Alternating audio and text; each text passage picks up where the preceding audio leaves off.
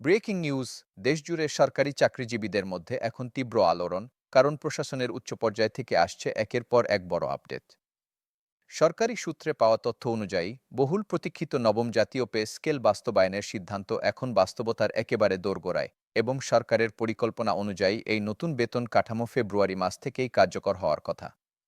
প্রধান উপদেষ্টা ও অর্থ উপদেষ্টার যৌথ বৈঠকে এই পে স্কেল বাস্তবায়নের বিষয়ে নীতিগত অনুমোদন ও বাস্তবায়ন কাঠামো নিয়ে চূড়ান্ত আলোচনা হয়েছে বলে জানা যাচ্ছে।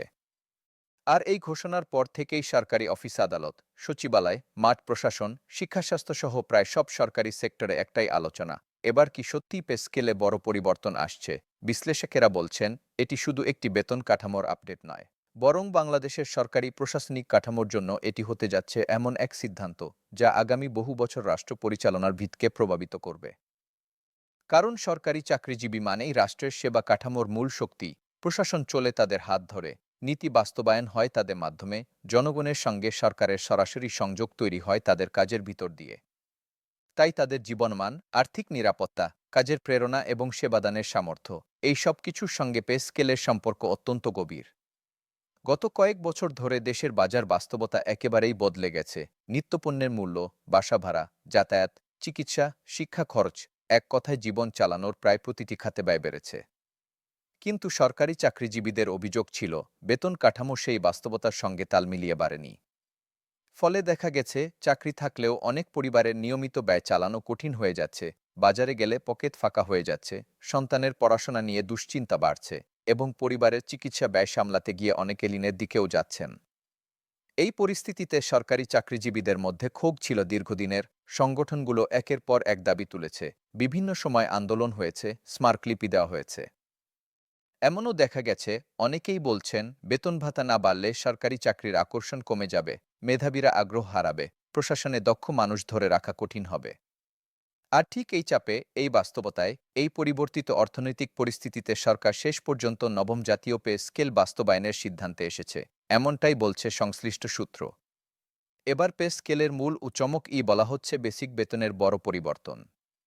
অর্থনীতিবিদরা ব্যাখ্যা করছেন, বেসিক বেতন হল সরকারি চাকরির ভিত্তি। এটা বাড়লে কেবল মাসের বেতন বাড়ে না, বরং ভবিষ্যৎ জীবনের অর্থনৈতিক কাঠামোও বদলে যায়। কারণ ইনক্রিমেন্ট বেসিকের উপর নির্ভর করে, অবসরের পর পেনশন নির্ধারিত হয় বেসিক কাঠামোর ভিত্তিতে, গ্র্যাচুইটি ও অন্যান্য সুবিধাও সংশ্লিষ্ট থাকে বেসিকের সঙ্গে।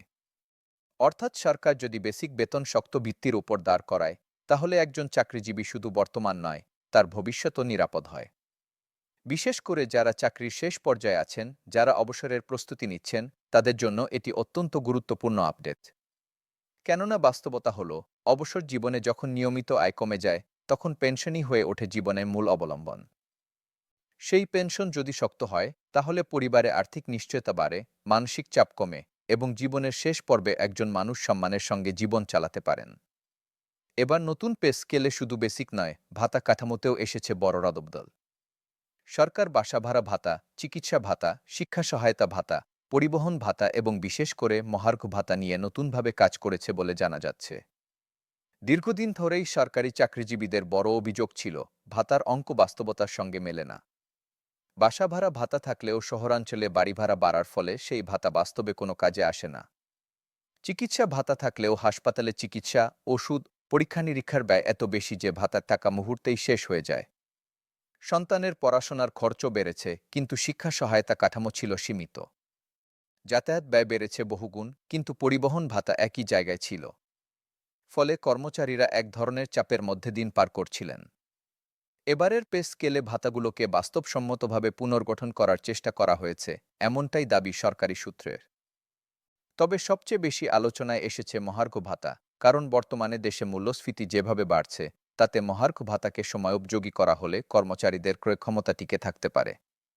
বিশ্লেষকেরা বলছেন, মহার্ঘ ভাতা হলো এমন একটি ব্যবস্থা যা মূল্যস্ফীতির ক্ষতি কিছুটা হলেও পুষিয়ে দিতে পারে।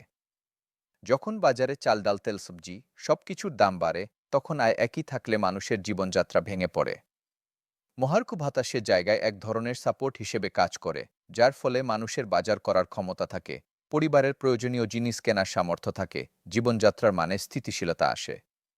শুধু কর্মচারীদের নয়, এই স্থিতিশীলতার প্রভাব পড়ে সমাজের সামগ্রিক অর্থনীতিতেও। কারণ সরকারি চাকরিজীবীরা একটি বড় ভোক্তা শ্রেণী। তাদের আয় বাড়লে বাজারে ক্রয় ক্ষমতা বাড়ে, চাহিদা বাড়ে, অনেক খাতে ব্যবসা বাণিজ্যে গতি আসে। তবে একই সঙ্গে অর্থনীতিবিদরা সতর্ক করছেন, এই আয় বৃদ্ধি যদি উৎপাদন ও সরবরাহের সঙ্গে তাল মিলিয়ে না চলে, তাহলে বাজারে নতুন চাপ তৈরি হতে পারে। অর্থাৎ বেতন বাড়লে বাজারে মানুষ বেশি কিনবে, আর যদি সরবরাহ সীমিত থাকে, তাহলে দাম আরও বাড়তে পারে। তাই এই পে স্কেল বাস্তবায়নের সঙ্গে সঙ্গে বাজার মনিটরিং, পণ্যের সরবরাহ ব্যবস্থার উন্নতি এবং মূল্যস্ফীতি নিয়ন্ত্রণের দিকেও নজর রাখতে হবে। এখন প্রশ্ন হচ্ছে, সরকার এই বিপুল ব্যয় কিভাবে সামলাবে?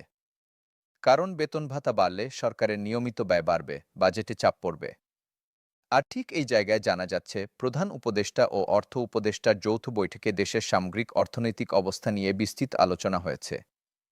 রাজস্ব আদায়ের সক্ষমতা, বাজেট ঘাটতি, উন্নয়ন ব্যয়, বৈদেশিক মুদ্রার রিজার্ভ, এগুলো সবকিছু মাথায় রেখেই সরকার সিদ্ধান্ত নিয়েছে বলে দাবি করা হচ্ছে। সরকার বলছে, রাষ্ট্রের উপর অতিরিক্ত চাপ না দিয়ে আর্থিক ভারসাম্য বজায় রেখেই পে স্কেল বাস্তবায়ন করা হবে। তবে এই বক্তব্য বাস্তবে কতটা কার্যকর হয়, সেটাই এখন দেখার বিষয়। কারণ দেশের অর্থনীতি এখন এমন এক পর্যায়ে, যেখানে প্রতীকী বড় সিদ্ধান্তের সঙ্গে সামষ্টিক অর্থনীতির ভারসাম্যের প্রশ্ন জড়িয়ে আছে। এখন এই ঘোষণার পর সরকারি চাকরিজীবীদের প্রতিক্রিয়া কেমন? সংশ্লিষ্ট দপ্তরগুলোতে কথা বলে জানা যাচ্ছে, আনন্দোচ্ছ্বাসের পাশাপাশি একটা দীর্ঘ প্রতীক্ষার আবেগও আছে। অনেকে বলছেন, অবশেষে সরকার আমাদের বাস্তবতা বুঝেছে, কি আবার অনেকে বলছেন, দীর্ঘদিন আন্দোলন করে যা দাবি করেছি, সেটা আংশিক হলেও বাস্তবায়নের পথে। কি অনেক কর্মচারীর ভাষায়, নতুন পে স্কেল কার্যকর হলে সংসারে স্বস্তি আসবে, সন্তানদের পড়াশোনার খরচ মেটাতে সুবিধা হবে, চিকিৎসা ব্যয় সামলানো সহজ হবে, এবং সবচেয়ে বড় কথা, মাস শেষে ধারদেনা করার চাপ কমবে। বিশেষ করে নিম্ন ও মধ্যম গ্রেডের কর্মচারীরা এটি নিয়ে সবচেয়ে বেশি আশাবাদী। কারণ এই শ্রেণীর কর্মচারীরাই তুলনামূলকভাবে বেশি অর্থনৈতিক চাপে ছিলেন। আবার উচ্চপদস্থ কর্মকর্তাদের ক্ষেত্রেও অনেকে বলছেন, এই সিদ্ধান্ত প্রশাসনকে শক্তিশালী করবে। কারণ দক্ষ কর্মকর্তাদের ধরে রাখতে ভালো বেতন কাঠামো একটি বড় মোটিভেশন হিসেবে কাজ করে। এতে একদিকে যেমন মেধাবীদের সরকারি চাকরিতে আগ্রহ বাড়বে, অন্যদিকে অভিজ্ঞ কর্মকর্তাদের ধরে রাখা সহজ হবে। তবে সব প্রতিক্রিয়ায় ইতিবাচক নয়। অর্থনৈতিক বিশ্লেষকদের একাংশ সতর্কতার কথা বলেছেন। তাদের মতে, বেতন ভাতা বাড়ানো একটি ভালো সিদ্ধান্ত, কিন্তু প্রশাসনিক সংস্কার না হলে এর সুফল পুরোপুরি পাওয়া যাবে না। তারা বলছেন, সরকারি চাকরিজীবীদের আর্থিক নিরাপত্তা বাড়লে সেবার মানও বাড়ার কথা, জনগণের প্রতি দায়িত্ববোধও বাড়ার কথা। কিন্তু যদি দুর্নীতি, হয়রানি, ঘুষ, ফাইল আটকে রাখা, এই সংস্কৃতি একই থাকে, তাহলে সাধারণ মানুষ প্রশ্ন তুলবে, বেতন বাড়ল, কিন্তু সেবা বাড়ল না। তাই এই পে স্কেলের সঙ্গে জবাবদিহিতা নিশ্চিত করা জরুরি। আরও একটি বড় আলোচনা হচ্ছে, এই সিদ্ধান্ত কি শুধুই সরকারি চাকরিজীবীদের জন্য, নাকি এর প্রভাব সবার উপর পড়বে? বিশেষজ্ঞদের মতে, এর প্রভাব সরাসরি ও পরোক্ষভাবে পুরো অর্থনীতিতে ছড়াবে। সরকারি চাকরিজীবীদের আয় বাড়লে তারা বাজারে বেশি খরচ করবে, এতে ব্যবসা বাণিজ্যে কিছুটা গতি আসতে পারে। কিন্তু একই সঙ্গে যদি বাজারে দাম বাড়ে, তাহলে সাধারণ মানুষের উপর চাপ বাড়তে পারে। তাই সরকারের দায়িত্ব হবে, একদিকে সরকারি চাকরিজীবীদের স্বস্তি দেওয়া, অন্যদিকে সাধারণ মানুষের জীবনযাত্রাও যাতে কঠিন না হয়, সেটাও নিশ্চিত করা। এখন সম্ভাব্য পরিণতি বা ভবিষ্যৎ চিত্র কী? বিশ্লেষকেরা বলছেন, যদি সঠিকভাবে বাস্তবায়ন হয়, তাহলে এটি হবে দেশের প্রশাসনিক কাঠামোর জন্য এক নতুন যুগ। চাকরিজীবীদের কর্মপ্রেরণা বাড়বে, দক্ষতা ধরে রাখা সহজ হবে, অবসর জীবনের নিরাপত্তা তৈরি হবে।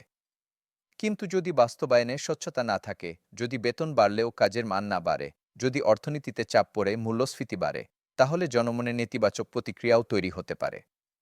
তাই এই পে স্কেলের সফলতা নির্ভর করবে তিনটি বিষয়ের উপর: বাস্তবায়ন কতটা দ্রুত ও সঠিকভাবে হয়, অর্থনৈতিক ভারসাম্য কিভাবে বজায় রাখা হয়, এবং প্রশাসনিক সংস্কার ও জবাবদিহিতা কতটা শক্ত হয়।